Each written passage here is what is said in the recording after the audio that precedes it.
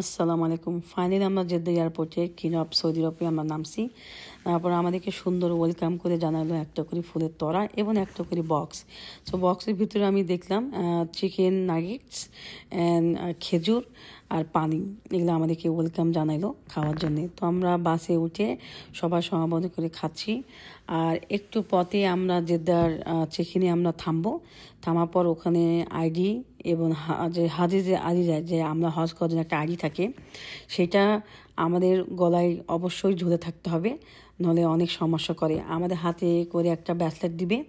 আপনারা যদি কখনো হারে যান, এই ব্রেসলেটটা যেটা হাতে দেওয়া আছে সেটা কোনো রকমের কোনো পুলিশকে হোক আর যে কাউকে যদি হেল্প চান তারা হেল্প করে। পুলিশ যদি থাকে আরও বেশি সুবিধা হয়, কেন পুলিশ আপনাকে একবার আপনার হোটেলে নামে দিয়ে আসবে, এটা অনেক একটা সুবিধা।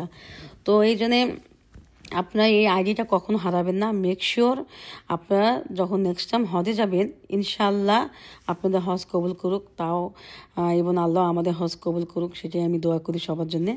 আপনারা মেক শিওর আইডি এবং যে হাতে একটা ব্যাজ থাকবে সেইটাকে আপনি হারাবেন না, তাহলে কিন্তু অনেক সমস্যা হবে। ফাইনালি আমরা চলে আসলাম মাক্কা হারামে। তো এই সেই মাক্কা হারামে যেটার জন্য সবাই বসে থাকে যে কবে আসবে। আমার এই সুযোগটা আল্লাহ আমাকে দিয়েছে, আলহামদুলিল্লাহ। আমরা একটু হাঁটা শুরু করলাম, আমাদের বাস থামছে। এই বাস থামে আমাদেরকে নামে দিল একবার হোটেলের সামনে। তো আমরা সবাই হেঁটে হেঁটে যাচ্ছি। আমার মেজো বরাব্বু আপনারা দেখতে পাচ্ছেন আমার সামনে, আমার মা, আমার খালা, আমার ভাই জানি না কই আছে, বাট আমরা সবাই আস্তে আস্তে করে হেঁটে আমাদের হোটেল যাচ্ছি।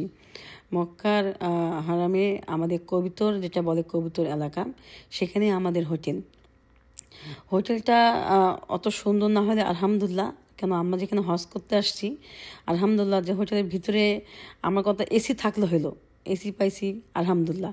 যাই হোক, আমরা বাকি ভিডিও আপনাকে পরে দেখাবো। আল্লাহ হাফিজ, আসসালামু আলাইকুম।